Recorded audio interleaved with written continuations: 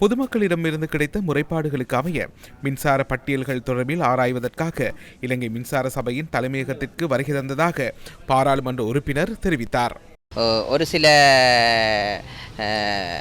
பண முதலைகளுக்கு பாரியளவு மின்சார பட்டியலில் இருந்தும் இன்னும் அவர்களுக்கு துண்டிப்பு நடைபெறவில்லை.